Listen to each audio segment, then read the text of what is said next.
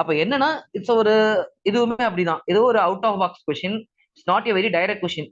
சரிங்களா? அப்படி இருக்கப்போ அந்த கொஸ்டினுக்கு எப்படி மேனேஜ் பண்றோம் அப்படிங்கறதுல இந்த கொஸ்டின் வந்திருக்கும். அண்ட் இந்த கொஸ்டின் பாத்தீங்கன்னா இட் வாஸ் ஒரு நல்லா ப்ரிப்பேர் பண்ணியிருந்த ஒரு கொஸ்டின். ஜியோகிராஃபில உங்க நடத்தி இருப்பாங்க இல்லையா? ஹிமாலயாஸ் படிச்சிருந்திருப்பீங்க, பிசிக்கல் ஃபீச்சர்ஸ் ஆஃப் இந்தியால படிச்சிருந்திருப்பீங்க. சுபாஷ் சார் கிளாஸ்ல நீங்க அட்டன் பண்ணிடுறப்ப நீங்க எடுத்து இருந்திருப்பாரு.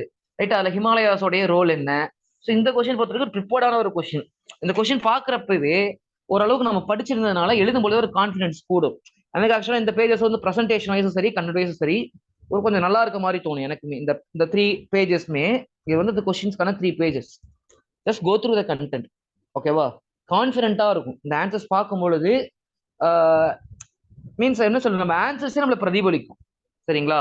நம்ம எவ்வளவு கான்பிடென்டான ஆளு, எவ்வளவு ஒரு பாசிட்டிவான ஒரு ஆளு அப்படிங்கறத அவ answers alone can replicate, nothing other than that. சரிங்களா? அப்ப இந்த கொஸ்டின் இந்த ஃபர்ஸ்ட் பேஜஸ் பாருங்க, ஒரு அழகான ஒரு இன்ட்ரோடக்ஷன் கொடுத்தாச்சு. ஸோ கொஸ்டின்ல பொறுத்த வரைக்கும் பாத்தீங்கன்னா 2 வகையான ஆன்சர்ஸ் இருக்கு. 2 வகையான டிமாண்ட் இருக்கு. Okay, discuss the importance of Himalayan region for India. அப்ப இந்தியாவுக்கு இந்த ஹிமாலயா பகுதிகள் அப்படிங்கிறது எந்த அளவுக்கு முக்கியத்துவம் வாய்ந்தது. அடுத்து 2வது question, challenges in preserving its ecology and environment. அதனுடைய சுற்றுச்சூழலை பாதுகாக்கிறதுல உள்ள சவால்கள் என்ன. அப்ப 2 விதமான கேள்விகள் இங்க இருக்கு. அப்ப இந்த 2 விதமான questions we have to address and we have to split the question. அப்ப பாத்தீங்கன்னா அரௌண்ட் இங்க பாருங்களேன், ஒரு 1 பேஜ் ஒரு சேலஞ்சஸ்க்கும் ஒரு 5 பாயிண்ட்ஸ் கொடுத்துருக்கேன். அண்ட் வந்து பாத்தீங்கன்னா இம்பார்ட்டன்ஸ்க்கு ஒரு 5 ஹெட்டிங்ஸ் வர மாதிரி நான் கொடுத்துருப்பேன். ஸோ இந்த ஹெட்டிங்ஸ் என்ன பண்றேன்னா, நான் டைரக்டா பாயிண்ட்ஸ்குள்ள போகாம I just use another one subheadings. Subheading கூட என்ன, மெயின் ஹெட்டிங் குள்ள சப்ஹெட்டிங்ஸ் கொடுத்துருக்கேன். அந்த சப்ஹெட்டிங் குள்ள தான் பாயிண்ட்ஸ் நான் கொடுத்துருக்கேன். இப்போ நேச்சுரல் பேரியர் என்ன பண்ணுது, ரிவர்ஸ் ரிலேட்டடா என்னென்ன விஷயங்களை செய்யுது, அதுல வேற என்ன இம்பார்ட்டன்ஸ் எல்லாம் இருக்கு அப்படின்னு கொடுத்துருக்கேன்னா. ஓகே, சோ கொடுத்துருக்கேன். நான் கண்டிப்பா என்ன பண்ணிருக்கோம் அந்த இடத்துல, ஹிமாலயாவோட டயக்ராம்ஸ் நம்ம இன்க்ளூட் பண்ணணும். சரிங்களா? கொடுத்தாச்சு. ஸோ நெக்ஸ்ட் என்னென்ன சேலஞ்சஸ் இருக்கு. சேலஞ்சஸ் பொறுத்த வரைக்கும் இங்க நான் ஹெட்டிங் கொடுத்து எழுதியிருந்தேன்னா நல்லா யோசிச்சு பாருங்க.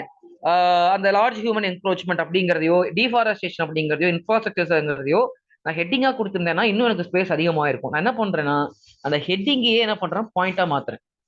ஓகே, ஒரு points deforestation for cutting the valuable timbers, infrastructures. அப்போ அதை இது பண்ணி பாக்ஸ் பண்ணி காட்டுறப்போ மெயினான உள்ள சேலஞ்சஸ் என்ன. அப்ப என்க்ரோச்மெண்ட் அதிகமா இருக்கு, டிஃபாரஸ்டேஷன் அதிகமா இருக்கு, இன்ஃப்ராஸ்ட்ரக்சர் டெவலப்மெண்ட் அதிகமா இருக்கு, வைல்ட் லைஃப் ஹேபிட்டட்ஸ் அஃபெக்ட் பண்ணுது, டூரிசத்தை என்ன பண்ணுது, டூரிசம் அப்படிங்கிறது பெரிய பிரச்சனையா இருக்கு, அதோட எக்காலஜிக்கல் பேலன்ஸ் அஃபெக்ட் பண்ணுது.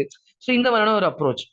ஓகே, ஒரு டிபிக்கலான ஒரு கொஸ்டின், ஒரு டைரக்டான ஒரு கொஸ்டின், நம்ம படிச்ச கொஸ்டின் டைரக்டா கேட்டிருக்காங்க. பட் ஸ்டில் வந்து அதை என்ன பண்ணணும், ஸ்பேஸ் மேனேஜ்மெண்ட் பண்ண வேண்டியிருக்கும். 15 மார்க்குக்கு இதுக்கு மேல நீங்க என்ன பண்ணக்கூடாது, ரொம்ப நெருக்கமா நீங்க எழுதவே கூடாது. இதுதான் கரெக்டான ஒரு ஸ்பேசிங். கிளியரா? ஓகே, புரியுச்சா அந்த கொஸ்டினுக்கு?